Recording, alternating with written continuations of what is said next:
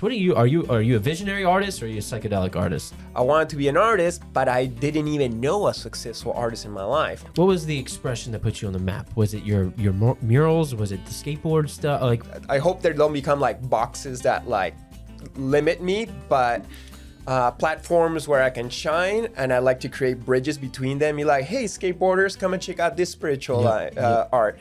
Hey, street art people, or like, hey, spiritual people, let's go and put it on the streets. And this episode is brought to you by our incredible sponsor, More Resources Insurance. Are you looking for an insurance coverage that's unique as the Sunshine City itself? Look no further. More Resources Insurance is your trusted partner right here in St. Petersburg. Why choose them? Well, they offer more carriers and more market options than any other agency here in Tampa Bay. Pretty much, if it has the word insurance in it, they cover it. Anything from home, auto, boat, yacht, renter's insurance, life insurance, up to workers' compensation. You name it, they got it. They hold a 5-star rating on all the places that you can leave a review online. And with over 16 years of dedicated service, they have been delivering exceptional customer service. Get your free quote at DaveMooreInsurance.com. That's DaveMooreInsurance.com. Hello, all you beautiful people. Welcome back to Talkin St. Pete. We've already been rolling. This guy's coming in hot. He's got so many cool ideas. Really cool. We have Chris Dyer. He's an artist, and there's nothing. That's not even a good glimpse into everything this guy's doing. He has his own podcast. He's painting big murals around St. Pete, doing NFTs. I mean, the list goes on. And we've already jumped into some conversation. So I just want to continue that. We'll do the rest of the formalities later.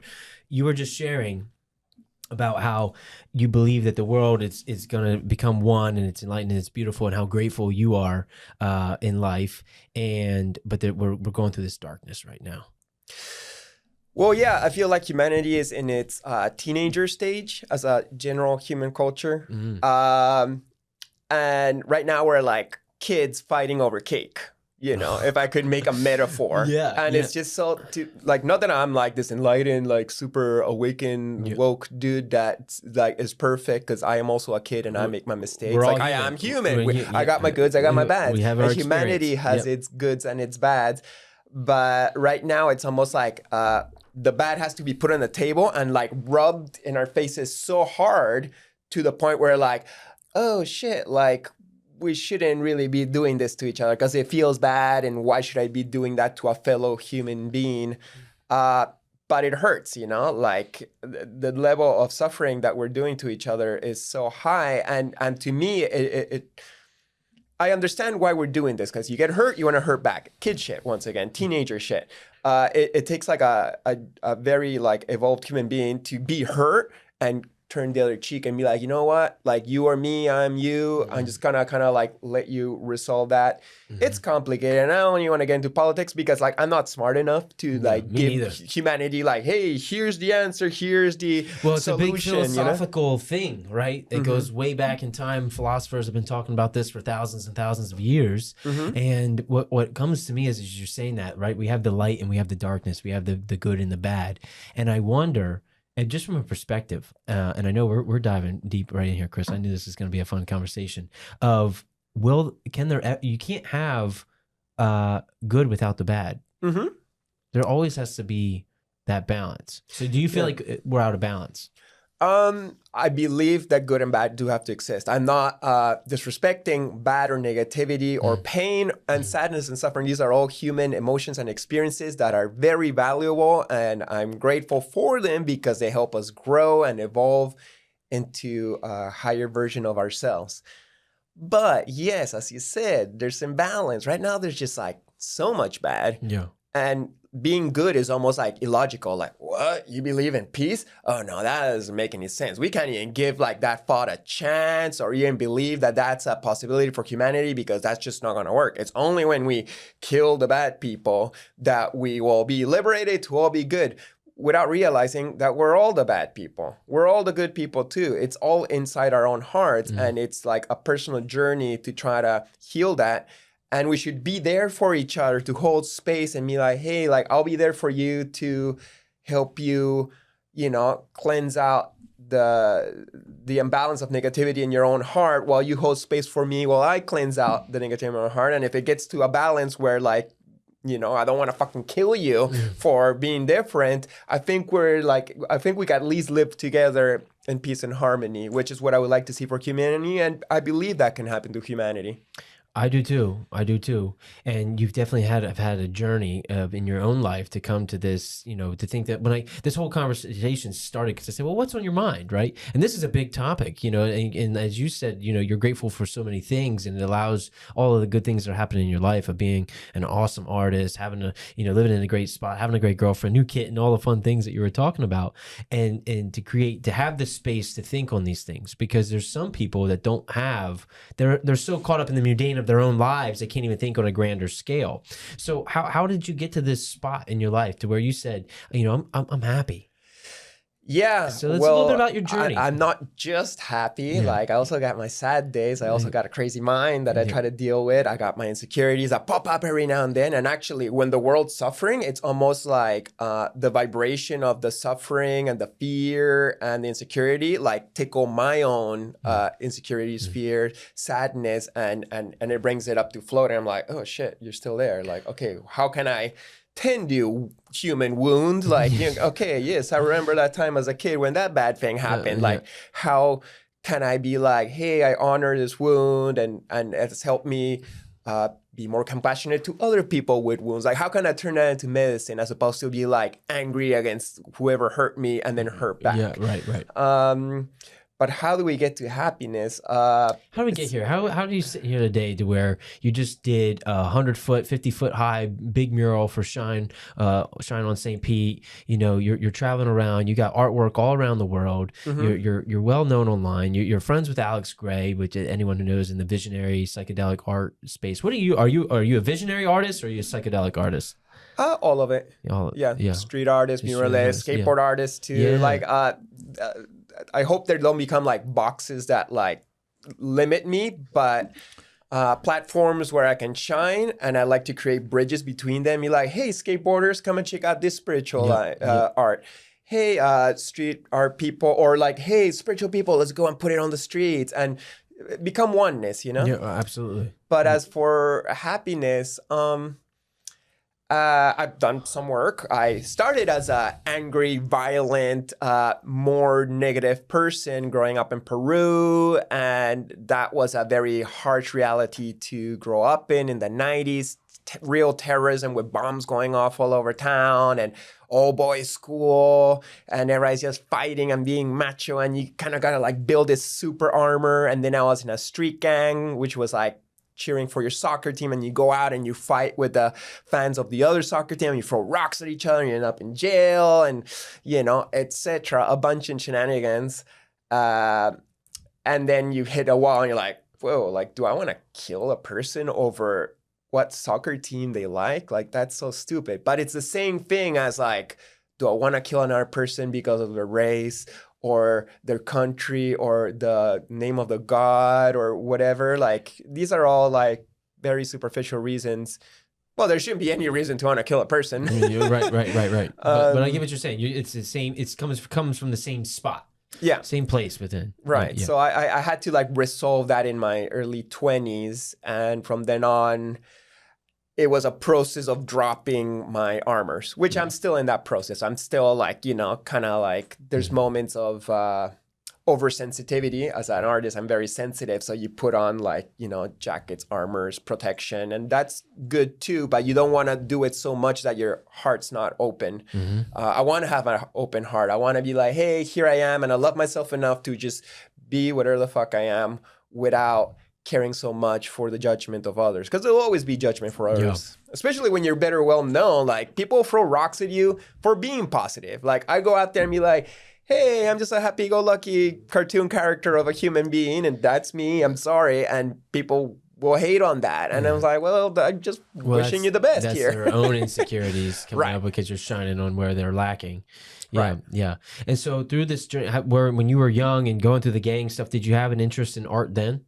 Yeah. Okay. I was always an artist. Yeah, I was always an artist. Actually, when I was in the street gang, I was the one in charge of doing the T-shirts and the flags that we get into soccer stadium and spray painting all over town the name of the gang. So can you, as early as you can remember, you have had this gift? Because it is a gift. I was always a creative, expressive, overly expressive person. Yeah. So I got pictures, 3 years old and on. I was any kid doing art, but like by 8, I was already creating books and collages and building robots, and everybody's playing soccer in a break in my school in Peru. And I was just like, okay, like the next art project. And like, let's make a little office where I make all these, like, basically the life I'm living right now. Right. But since I was a kid. Well, that's cool. So it's just been an innate, natural thing that you've had and since birth. And it wasn't so much that I saw other kids and then I imitated it. It was just, that's what I had to do. The other kids were like, dude, like we're all playing soccer. What the fuck are you doing there by yourself doing all this weird stuff? Yeah. So.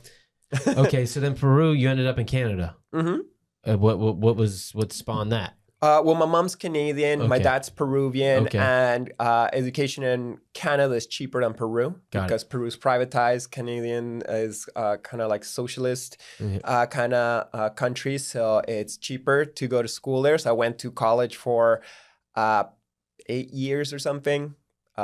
$500 a semester. Whoa. Yeah. So I took like years of art classes because I wanted to be an artist, but I didn't even know a successful artist in my life other than the teachers. But most teachers are failed artists, and that's why they end up teaching.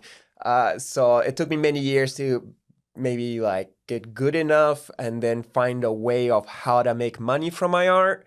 And by probably year 2 or 3 of me being an artist, that's when social media came up, and then it was like a lot easier to reach 1 million people. Right, you could share your art easier and touch more people and all that. So there's always a desire. While I'm 8 years and going through art school, what are 1 or 2 things that you really learned while you were there? I mean, did you see your art game really progress? I mean, that's a long time just for practicing, but were there specific skills that you learned while you were there that you can like attribute to your style today?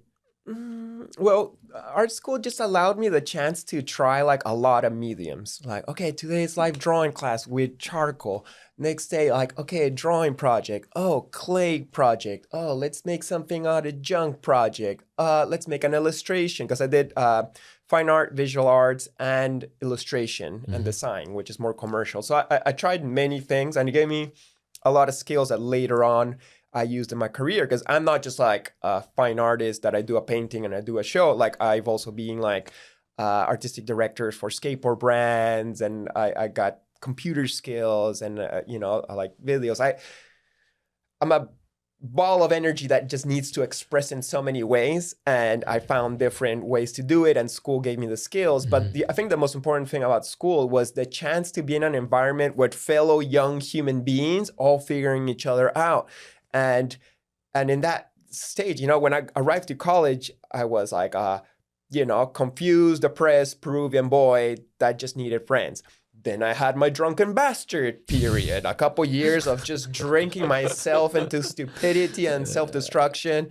And that was a stage that I really enjoyed. I went through all the way down that road. Then I hit a wall, and then I went tree planting in the north of Canada, and I met hippies, and then I learned the hippie philosophies of traveling and spirituality without religion, and the environment. So then I went deep into that route, and going back to college, I'd be like, okay, now I'm going to go into the environmental club. And I became president eventually. Or I want to have a radio show where I talk about political topics, or I want to write articles for the newspaper. So the college was that place where I could have a radio show or write for the newspaper or be in different clubs that allowed me to try things out and see what worked, what didn't work, or at least practice for like the higher leagues, which is real life. Yeah. And so out of all that, you express yourself in all these different mediums. You're going through all these different stages of life. What would you say put you on the map? What was the expression that put you on the map? Was it your murals? Was it the skateboard stuff? Like, when did that all come? When it was like, okay, you said 2-3 years. What happened at that 2 or 3 year mark? Well, when I got out of college, I was like, okay, I gotta, make a career out of art. What do I do? And I've been a skateboarder since 1986. In the late 90s, when I had a stack of broken skateboards, I started painting them. And then I would go to some galleries and show my art and be like, hey, I want to be in your gallery. It'd be like, those painted broken skateboards, that's interesting. So my first solo show was a gallery that said, make me 100 broken skateboard paintings. So I spent a whole year painting, and we had a solo show, and it was quite successful. And once I had pictures of all these painted broken skateboards, then I hit up all these magazines. Like I would go to the bookstore, the magazine store, and take the addresses of all the magazines that I would think would be relevant to my art, and send them envelopes with CD-ROMs with pictures of my art, a bio, pictures of me skating. And then I came out in like a ton of magazines. Like I've been in like several magazines back when people read magazines, before social media. And that first got my art out there. So through that, I got a job doing art for a skateboard company in California, even though I was in Montreal, Quebec at this time, in Eastern Canada. And yeah, through that, they would fly me out to California. I would meet the pros and make more connections in the California skate scene. Through that, I got more into the Rasta festival, reggae art scene. And through that, I found the visionary art scene that was just starting out. And it was mostly in Seattle at the time. And they would invite me to the show. So I'd show up and give my own version of visionary art. So at the time, visionary art was very much like Alex Gray, realism, chakra, human beings having a light experience. And here comes Eastern Canadian, Quebec, Peruvian dude with graffiti, skateboard, street art, but in a spiritual tone, which was totally not something that was happening at the time. And some found it weird. Others found like, I don't know if this fits, but it's still visionary art in its own right. And then that, I got in and I got appreciated. And that has even created like a little branch of the tree of visionary expression, cartoony street art, visionary art. And and so on. You keep on building and growing and, this is sharing. Yeah. So I have so many questions. First, just thinking that, okay, from skateboards to murals, what was that transition like? When was your first mural? And I mean, that to do something at this last project that you did at that scale, I mean, because, you're working on a skateboard, you can see the whole thing. When you're in front of a wall, it's so different. Yeah, it's a totally different experience. So I only started doing murals with spray paint in 2007, which to me is kind of like a newer thing because I've been painting since like the 80s and 90s. The deal I had with my younger brother, who's also an artist, he has been doing graffiti since the mid 90s. So he was spray painting and I was like, you know what? I'm going to not use spray paint. I'm not going to do street art or graffiti because you're doing it. I'll just do the skateboard art and, that way we won't be too competitive. But in Montreal, Canada, there wasn't a big scene for skateboard art, like a little bit, but it wasn't like as if I was in California where there's a whole industry along with it.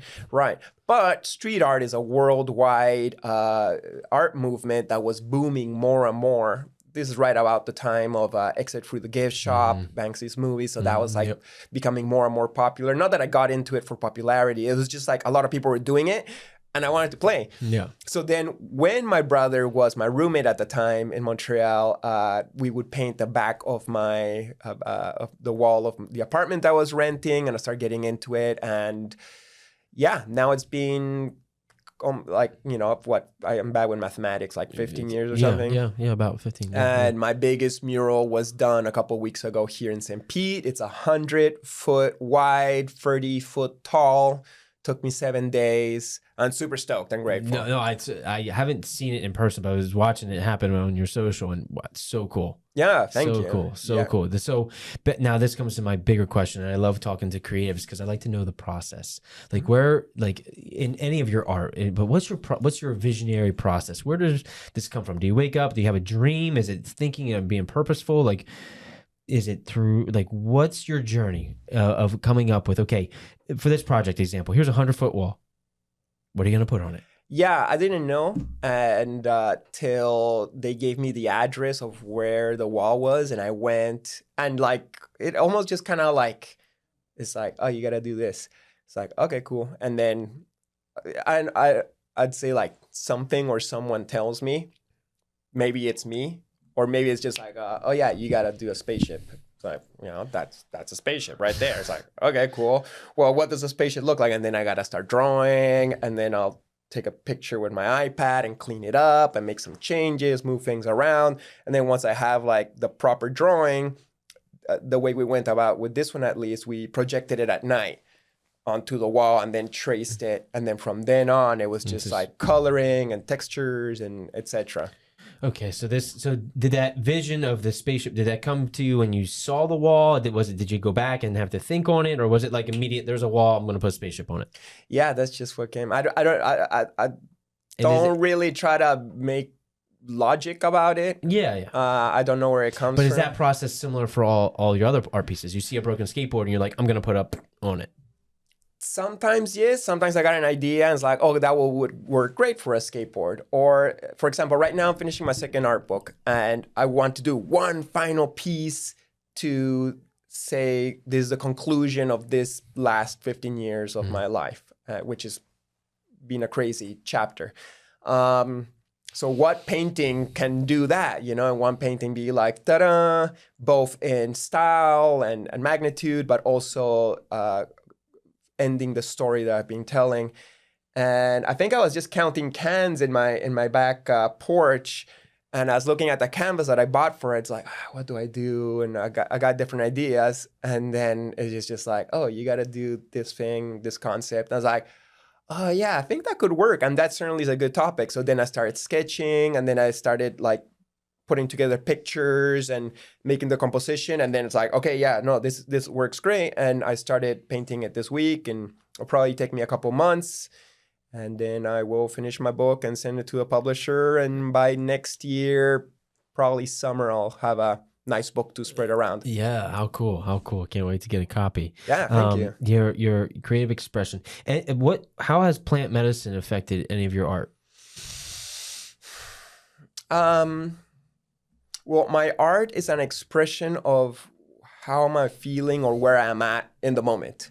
And plant medicine helps me become a new person every time. It helps me like rebirth to the more real me that's always in there, but there's like tons of shit thrown on him. Yep. It's like you come to the human life, perhaps with some things already in the coding, but then on top of it, like there's all these things that happen to you and you just throw hella armors. And then, as I said before, I'm unlocking the real me out of all these boxes and all these chains.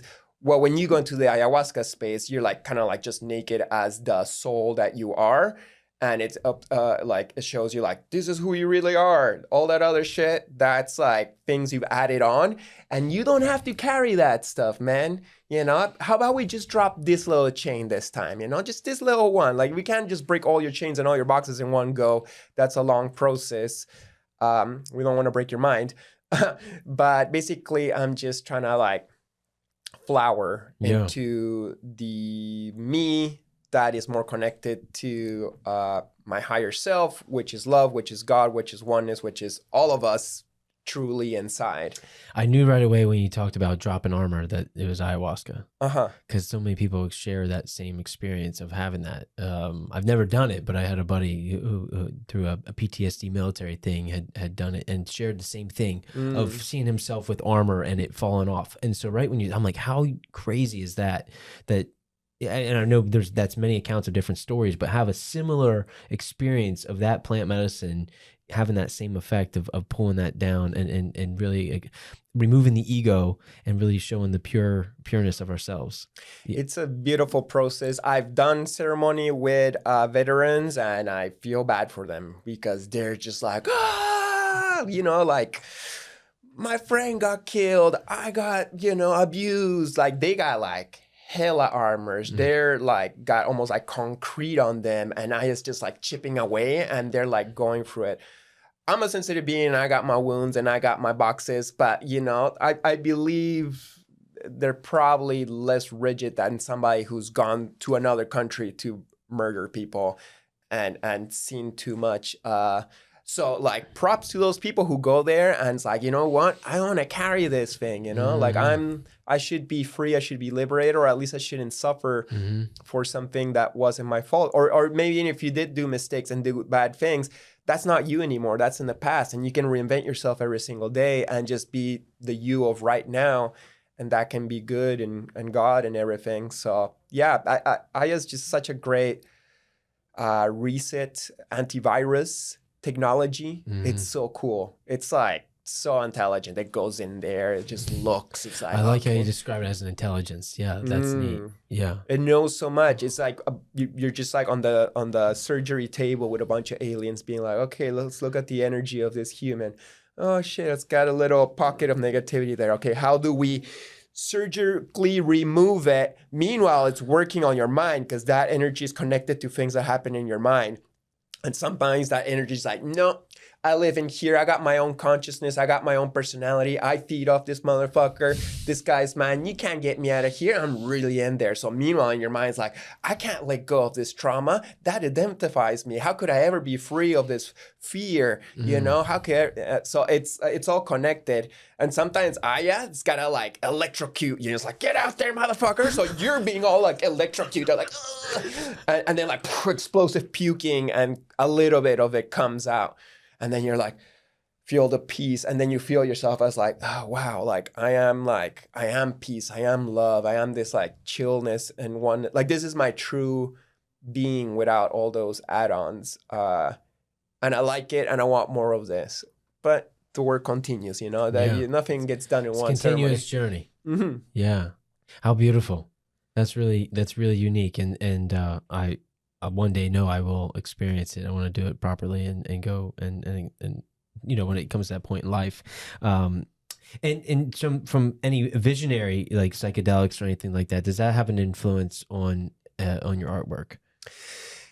Yeah, like you see things, especially with ayahuasca, not with mushrooms and other psychedelics, it's more like I feel and things get wobbly.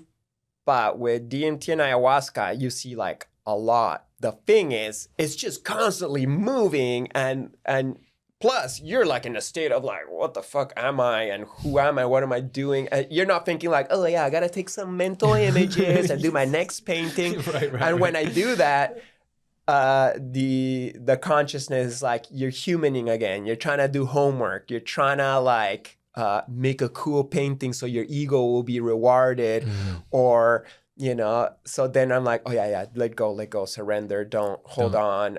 But naturally, I feel some of these images stay in my subconscious, and then when I paint, they come out. And sometimes I remember little bits, but it's really hard. It's so like infinite, and it's just not like a flat canvas. It's all around you and behind you, and it's like 3D vision. And it's expression, it's a feeling, it's more than just a visual. It's pure energy. Yeah. I don't even paint in that style. Yeah. So people say to me like, hey, I see your things on ayahuasca all the time. And it's like, I don't see my art on ayahuasca. Right. What I paint is just kind of what comes out of me. It's like the flavor of expression. And do you think from that expression, you having a Peruvian background, a Canadian background, the skateboard, all that personality of your pureness, is that what you see in your art? My art's kind of like my language of expression, which is a mixture of being Peruvian, Canadian, but also traveled like 45 countries around the world, dipped into the psychedelic planes, interested in different cultures like skateboarding and street art and music and album covers. I'm just like so inspired by this planet and the culture we do together. I think my art's just like an expression of love for others. And I just grab all these ingredients of things that I love and I throw it together in a stew. And then I say my own song with it, but using all these instruments. So yeah, it's kind of like a stew. Well, that's, I mean, it is. It's a collective of all your experiences and come out. I mean, that's what makes it unique and cool. And your ability to be pure and not try to fit a narrative or a norm through that is what makes it unique and cool. I mean, even the patches like that you have on your jacket here are all so sick. Yeah, thank you. Do you have, and I'm sure you might get this, and I'm sure it's a difficult answer. Do you have a piece that is a favorite to you or something that you hold like cherish or a memory to any one piece of your art, or are they all equal to you? I like some more than others, but it's not like I have a favorite because each one was done at a time that it resonated with that version of myself of that time. Like I got a painting I love in my living room, but that's the art of Chris at age 27. I'm 44 right now, so I'm not that dude, and I love that dude, but he's old school. Right. And that painting's kind of like not as good as I could do it today. But I still love it. Yeah. Does every painting I do become my favorite? I don't know. Sometimes I pull it off better than other times. And sometimes it's not even about making something that's so beautiful. It's just about saying what I gotta say. I gotta like let go of this painting's gotta look awesome because then everybody will like me and then the galleries will buy it. Like I don't even like to sell my art. I gotta say what I gotta say. Like this painting I'm doing, I probably won't sell it. It'll probably take me many months, but it's like a self-portrait of different aspects of myself. I don't know if anybody wants a self-portrait of me. I don't want a painting of Chris Dyer on my wall, like showing his soul. Who cares, you know? But I have to do it for me. Right. Because that's what I need to express today. Well, you're staying authentic and true to yourself. So how did you come to meet Alex Gray? I think it's cool, like, you know, same genre-ish, right? But two totally different styles. And he's created a massive chapel and platform and everything that he's done. It's cool that you guys have collaborated. Yeah, well, Alex Gray and Allison Gray have become mentors of mine. They really inspire me. I've been to their land in New York, Chapel of Sacred Mirrors, like 8 or 7 times to teach skateboard art workshops and paint murals and paint their mushroom cafe. And when they came to Montreal, they came over for dinner, and we seen each other in different places with them. And so they've become friends. You know, we hang out and do stuff, and I love them.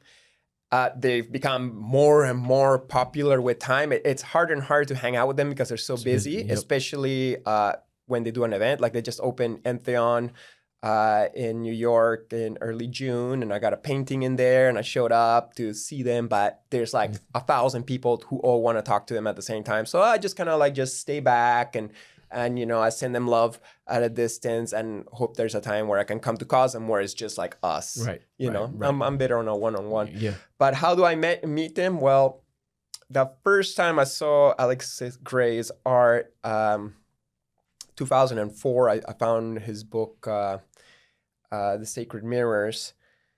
And I was kind of pissed off because I kind of wanted to do this cool spiritual art. Like I'd gone through like my phases and I was becoming this positive spiritual person. And it's like, I'm going to make this like super cool, hip, rock and roll art, but super spiritual. And I didn't know there was actually like a cool spiritual art out there. So I found this book. It's like, oh my God, this guy's already doing it and way better than me.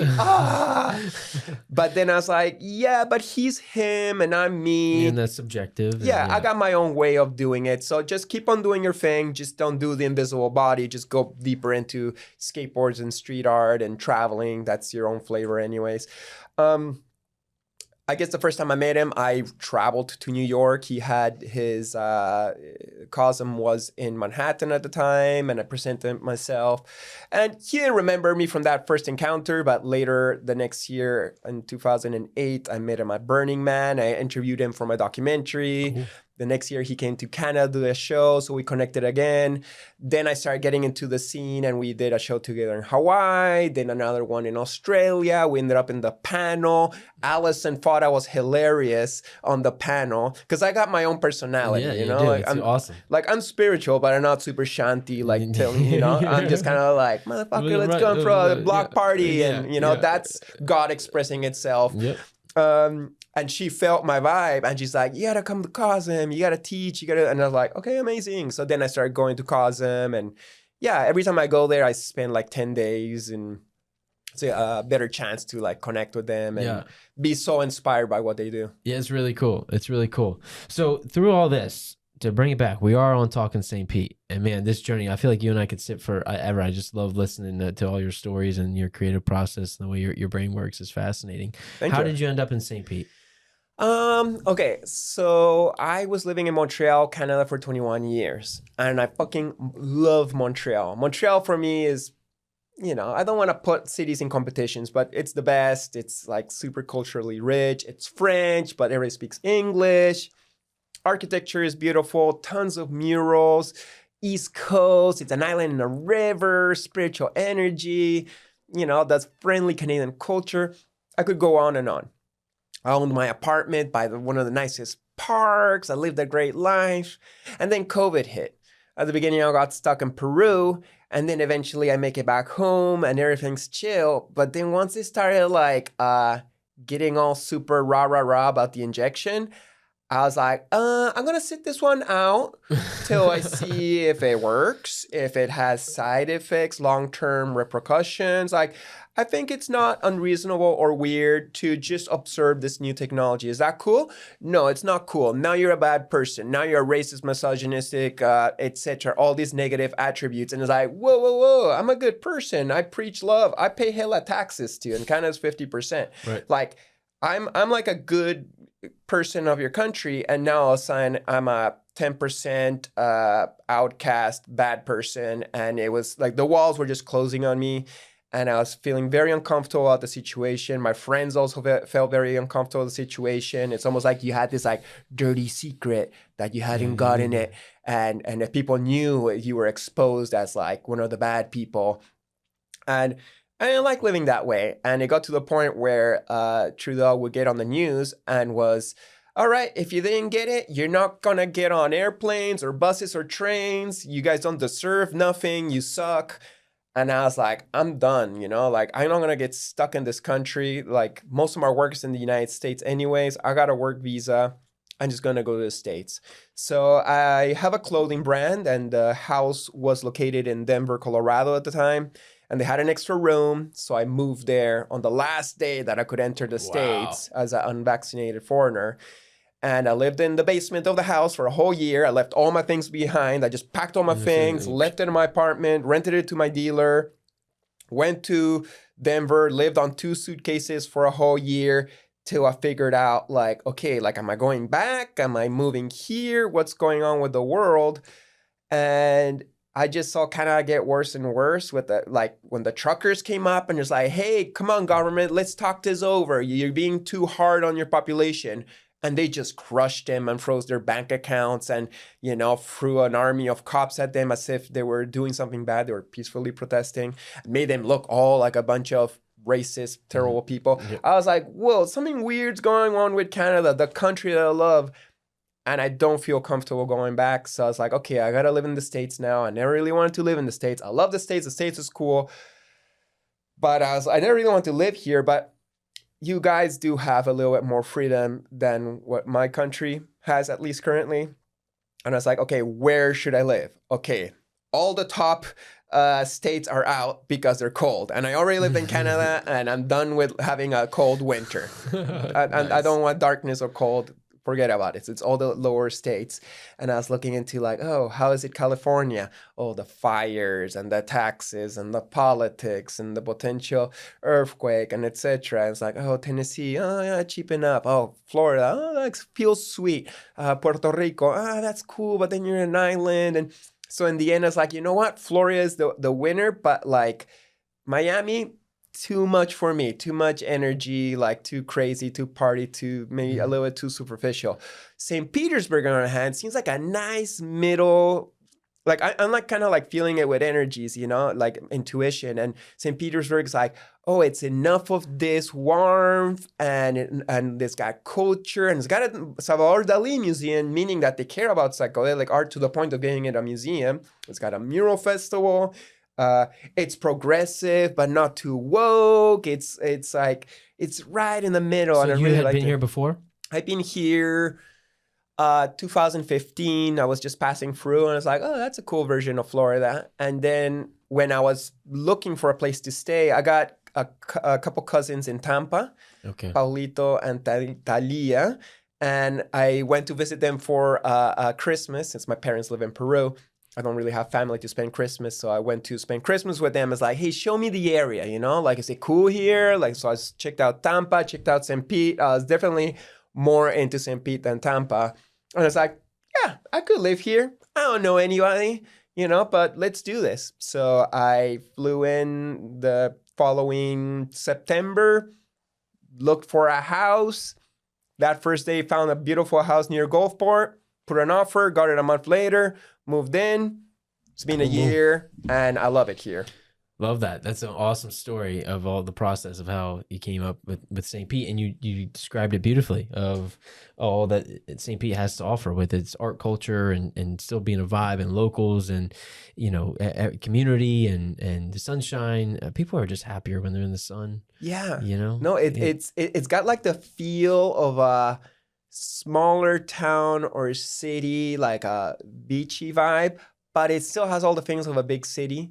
Like if I want to go to a big city, Tampa's right there, or you go more north and find more touristy things, which I'm not really into. But it has a lot of secret gems too. Like Paulina, my girlfriend, and me have been just cruising around. You'll find like a cool little art hub or like underground parties or glass blowing studios. And yeah, it's got a lot of nice stuff. And people are really sweet here. Like when I tell people like, yeah, I moved to Florida, it's like, oh, Florida, isn't it a bunch of dum-dums? It's like, no, man, I don't know. Like the people I've met in Florida are like spiritual, but without telling you that they're spiritual. They just are spirit. They're really nice. And they're not like me like, ooh, I'm this thing and I'm that thing. It's like, no, they just are. And I love them. So props to people down here. I'm impressed. Yeah, it's a cool culture. And you landed right in the heart of the art scene being in Gulfport. All the art festivals and everything that goes on there. That's awesome. I've seen some great artists that live in Gulfport. Yeah, no, I'm stoked. And I'm lucky too, because when I was looking at things on, what is it, like Zillow? That's how I was looking for my house at the beginning from Denver, like just dreaming. It's like, get me out of Denver. Denver wasn't my cup of tea. And so I was going all the way to Tarpon Springs in my search, and Clearwater and Largo and all these other great neighborhoods. And actually, the more north you go, it was cheaper. Yep. But I'm lucky that the house that pulled me in, because once again, it was an intuition thing over logistical thing. It was right at the edge of Gulfport and St. Pete. It's a house from 1910, right? And it's just like old school. My psychic, I got a very good psychic friend, and I don't know if your viewers care about psychic stories, but hey, it's part of St. Pete. Yeah, I actually talk to people that tell me that there's a good rich ghost, stories of this town. And this one woman told me that there's a portal right close to the bayou, Clam Bayou that I live in. But my psychic friend who lives in Kauai, when she was feeling out the energy of my house, my neighborhood, said that my neighborhood has a ghost. Like not my house, but like he built out our neighborhood and he kind of like keeps guard of it and checks out the people who move in and is interested in good people moving in and kind of pushes out the negative people. So when he saw me interested in the house, he kind of started pulling at my heartstrings. I was like, hey, this guy's interesting. Move in. Because I found better houses, other places, bigger, swimming pool, kind of cookie cutter in neighborhoods. And here was this like old wooden house with a yard. And I was just like, that's just such an interesting spot. It's got 2 stairs. It's just old and quirky and weird. It's like, I'm going to go for the quirky one. Well, it has more expression. I like the older homes, right? Yeah. That they are, one, houses aren't made like that anymore. Yeah. And they have such a uniqueness, maybe whether it's one little window or a unique stair feature or something like that you can't find. It's oneness. Yeah, totally. Yeah. It's just, and I also think like, whoa, if it's been here for over 100 years, it means that it will survive hurricanes, hopefully. Right. It has a track record. It has a good history. Yeah. Well, also the week before I moved to St. Pete and I was almost getting approved for my offer, Hurricane Ian was coming through. And they were saying it's gonna hit St. Pete, it's gonna flood the whole thing. And I was like, oh shit, like I'm moving to a place that's about to get flooded and destroy the house I'm about to buy. And then I was like, okay, so this is a spiritual way for oneness to tell me either this legend that you're hearing about is true and your area is protected, or that's BS and we're going to destroy it to protect you from moving to a place that you could be at risk. It's like, okay, well, I surrender to what is. If it gets destroyed, well, I guess I'm going to have to move somewhere else. And that sucks because I got to start from zero. But if the hurricane mystically just moves to the side, which is what happened, that means that you're protected by spirits from native prayers. Yeah, how crazy is that? Over amazing. 100 years of dodging them hurricanes. Right. And that's good that we didn't destroy those mounds and they're still sitting there in Pinellas County, Yeah. Pinellas Park. Yeah. Yep. And I wish that other places would probably value the prayers and historical mounds of the local natives, not to save their houses. This is such a selfish reason to keep them around. In general, we should just be respectful to our roots. But also, you know, they are bringing positive prayers onto our land. Yeah, for sure. Protecting us, whatever that means, in whatever capacity. That was an interesting storm because I thought we were going to have, high waters and all that, but the water got sucked out of the bay. Did you see that? I saw reports about it. Like I was in Denver at the time, like looking at my phone every hour and be like, what happened? What happened? Yeah, it was wild. People were walking way out into the bay because all the water got sucked out of here. I wouldn't do that. No, because it can come, it left that fast and come back just as fast. Right. Yeah. That sounds like Southeast Asia tsunami story from 2005. I don't know that story. Yeah, you don't remember? It was Boxing Day tsunami 2005. There was a big storm. So all of Thailand and India all had tsunamis. And actually, that happened a week before I went to travel Thailand. So once again, I'm going to Thailand. I'm 25 years old. I'm going to travel Thailand, Southeast Asia for 6 months. And all of a sudden, the biggest tsunami killed thousands of people. You're looking on TV and all their towns are being destroyed and bodies. And it's like, oh my God, I'm going to go to a place with a bunch of just dead bodies all over the place. This is gnarly. Did you cancel your trip? No, I still went. Yeah. I felt guilty though, because you could just go to the other side of Thailand where people were still partying and things were good. But my friends are like, oh, you're going to Thailand? You're going to go to volunteer and help out all this destruction? It's like, no, I saved up for like a year and a half to go and lay in the sun and look at temples and stuff. But at the same time, I felt like bad about it. But not that they wouldn't, taken me as a volunteer, because I'm just like a unexperienced Westerner with no skills to unbury dead bodies and whatever they need. That's not me on many levels. But a few months into my trip, I heard there was an island called Koh Phi Phi that's very close to where they filmed the movie The Beach with Leonardo DiCaprio. Mm-hmm. They were taking normal Western gringo tourists like myself to help out. Right. So I showed up and I was island artist for a couple of weeks. Oh, cool. So I would paint the names of boats and restaurants and just like help them rebuild their island, but with my skills, which are artistic. Right. So it all worked out. Yeah. You ended up giving back in some capacity. Yeah. And it was such a good time because all the other people who went to that island to help were kind-hearted, volunteer type humans. Actually, most of the Americans I met were there. Like you wouldn't see too many Americans traveling. Americans don't travel as much as everybody else in the world. Why is that? That's our culture. It's like a fear. Yeah. It's like, oh, the other cultures are scary. Don't go out there. So the ones who do go out there are the more brave ones, but they're also the kinder ones that are into like helping the world. Meanwhile, like all the other countries in the world are like, travel, get your experiences, then come back and do university with what you've learned in your travels. I was just in Portugal in August and only there for a little over a week. And you meet other people traveling and they're like, oh, we've been traveling for 2 months, 3 months. And you're like, your culture just it's just different. And I'm like, yeah, we need to get our shit figured out because we should travel for longer, right? Like I think it's healthy. Like you get out of high school and then like, oh, go straight to university and pay $100,000 to do a career that maybe you want to do for the rest of your life, but probably not because you're only 18 and what do you know? But in England, it's mandatory. You finish high school, you got to travel a year. Not mandatory, but it's very encouraged. Yeah. Go out and figure yourself out in the school of life and then come back and be like, you know what? I want to be a veterinarian. I don't know. Like, figure it out. Just a random question just popped. Where did it come from? I don't know. Spirit gave it to me. Do you meditate? Yes, but not as much as I should. Yeah. I got my ways of meditating before I go to sleep. Yeah. I do tobacco ceremony called rapid, where I just kind of like try to calm my mind and blow tobacco and then go into the nothingness thought and calm down my vibration and then go into sleep world. That's my meditation. Well, I your just art while you're doing, I mean, do you listen to music while you're painting or do any of that? Or, I mean, because that's to me, meditation is just being extremely present. Yeah, I paint and that's relaxing, but I also get bored. Music's good.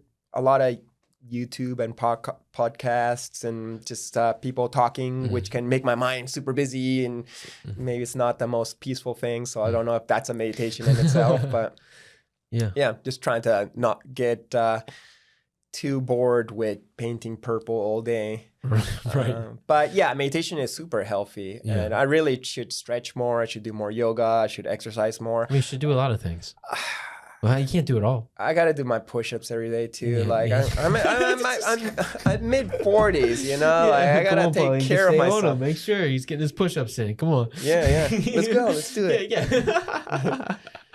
I don't know where that was. Just like, I was curious. I just wanted to know more of like behind the scenes. I agree with meditation, and I agree with healthy practices. I think our health is our most precious gift. When I see people who are unhealthy, maybe because of bad luck, maybe because of practices under their life, it's just a life of suffering. You could be rich, you could be successful, but if you feel physically bad, everything sucks. Health is your wealth. That's what I say. Right. Yeah. You don't got nothing without it. It's extremely grateful for that every day. You get to wake up and do it again. Right. Right. And mental health too, you know, because if you're stressed out, like I'm not going to say that I'm too wise to get stressed out. I get stressed out. But when I see stress coming in, I'm very observant and I'm like, oh, there's the stress. You know what? Stop watching those YouTube videos, you know, for the rest of the day. So then I like put it to sleep and maybe listen to something positive that puts you in a higher vibe, that inspires you, makes you happy, or go and hug your girlfriend or play with your new kitty or do something that kind of like lifts your mood. Not that I'm trying to run away from negativity or sad feelings. Once again, those are here to teach us something's good. Sometimes I just got to sit in the negative feeling and think about it and be like, okay, what does this mean to me? How do I feel? How do I express it? How can I help others who are going through the same thing as me? How can I use this as a way to help others is always the best way to use uncomfortable feeling. If I was feeling good all the time, I think I would lose touch with those who are suffering. And if I was always thinking like, oh, I'm just like a spirit on the other side of reality, and this is just an avatar that's playing a video game, and this doesn't really matter so much. If I was there more than here, then this version of me would be less motivated of like, you know what, man, I'm going to go and show up to your house and help you out when you're having a bad day because I understand your pain, because I feel your pain. And maybe I can't take away my own pain so easy, but maybe I can do a little bit to help with your pain. And I can try at least. Chris, your outlook on life is beautiful, man. I like it. Thank you. Yeah, it really is. It's a good perspective. You bring a lot of value to the table from your worldly experiences, and the spirit flows through you freely. You can feel it. Thank you. Yeah. I try my best to be myself. No, you do a good job. You do a really good job. One thing I like to ask all the guests on the show is, what's your favorite place to eat in St. Pete? Man, it's going to take me a second. Let me go through your Rolodex there of places that you guys like to go. I'd say I always like Stella. Yeah, there's different spots, but a good brunch at Stella's, that's in Gulfport. And I hope I'm not like going to ruin it now. And people are like, what? Stella in Gulfport? What's that? And then it fills up with too many people. Because that's the thing. It's never too packed. It's just like a patio in the sun and you eat your eggs and it's just a chill vibe. And I'm like, wow, I live 5 minutes from here. This is amazing. I feel like I'm on vacation. I know, I've seen it. I've never been. Okay, yeah. Yeah. So it's chill and it's good food. That's on my list. Yeah. And yeah, I just like that Gulfport vibe. Yeah. It's so weird. Gulfport's kind of like a place that could be touristy and all like super popular, but it's not. It's like a little bit, but not much. It's much. Like its own little world over there. Yeah, it's nice. And then like, because I live close to it, I just get on my bike and we just cruise around and look at all the houses, and half the people got murals or landscaping and flowers, and everyone's just kind of like living like, it's not even like super pimp or abundant. It's just like they're good, and they're expressing themselves and they're happy. It's like a nice medium once again. Yeah. It's a perfect place for you. Yeah, to express yourself and be accepted just as you are, right? Yeah. Yeah, it's wonderful. Yeah, I dreamt of being here and just like, I just want to be calm and paint my art in the sun and be of service and not be too stressed out and or have anybody like judge me for being me or anything. So I'm there and I'm very grateful. What's next for you? Well, I just finished tour. I've been bouncing around all around the States. I'm completing, I just submitted to my green card. So now that my visa is running out, I'm going to, try to be legal here and not trying to be like an illegal alien. And I'm finishing my second book. So possibly this painting I was talking about will be taking a lot of my time. Finishing off my book, giving it to the publisher, and then probably doing a tour next year, just going all around, selling it or at least getting it in people's hands. Yeah, I can't wait to see that. Thank you. Yeah, super awesome. I want to keep going, but we gotta wrap up. Yeah, sounds good. If they're still with us, which I know a lot of people are, what's the one word that they should comment? Comment? Yeah, to know that they're still here. What's the one word? Niceness. Niceness. Yeah. Comment niceness if you're still with us. And if they want to find you, what's all your socials? How can they find you? My name is Chris Dyer. Yeah. There's positivecreations.ca is my webpage. Positivecreations.net is my online store. Chris_Dyer is my Instagram. I got an NFT project called the Galactic Gang if you want to look at that on OpenSea. I got a YouTube podcast series called Chris Dyer's Creative Friends. I'm on all the things, Twitter and... Just Google the guy. Put Chris Dyer and you'll find my stuff. Yeah, he's going to show up everywhere. He's got a lot of cool stuff going on. Chris, dude, this is awesome, man. I really appreciate you coming on. Thank you so much. We'll do a fist bump. Yeah, this is great. Your energy is awesome. Yeah, thank you. And if we had more time and I wasn't starving, we would sit here all day. If you're still with us, comment niceness. Check out this guy. Check out his art. Support local, and and when his book comes out, we'll be plugging that for sure. Appreciate you, love you all, and we'll see you on the next one. Woo! Yeah, that was awesome. Yeah, thank you so much, Ryan. Yeah, absolutely.